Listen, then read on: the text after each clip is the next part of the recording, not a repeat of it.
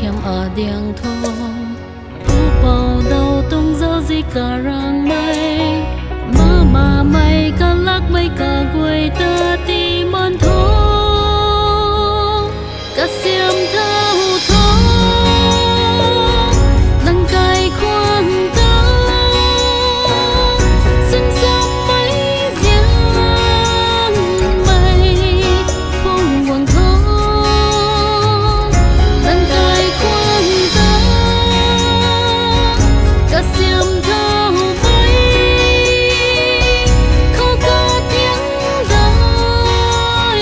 mây su thô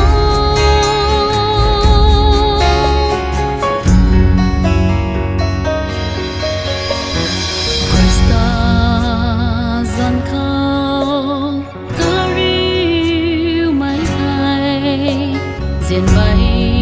su giang mây bông bì giờ na pu na xuân ray phản riêng quay gái mây tan khâu lắc mây su ri khô bán guộc là na dai thâu cà ri khô buông khắp thô cả xiêm thao thô nâng cài khoan ta xin sớm mấy giang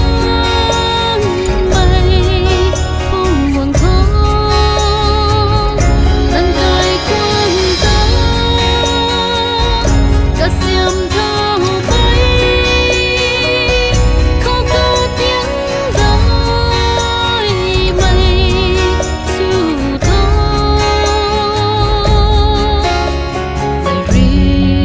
lại su khao và lúc ta li mây khao ra sắp tát mây khao đại thao mây cây khoang su khao lại viết lại su khao và lúc ta li mây khao ra sắp tát mây khao đại thao mây cây khoang su khao gai mây lung ghé lâu mây nun su khô quăng ni mây kim cả thuy na khao gai mây phung quăng lâu ni mây kêu nàng ơi kêu thề cả xiêm thao thô nâng cài khoan ta xin sớm mấy giang mây không buồn thô nâng cài khoan ta cả xiêm thao mây khó có tiếng gọi mây su thô này bát này cây đi pi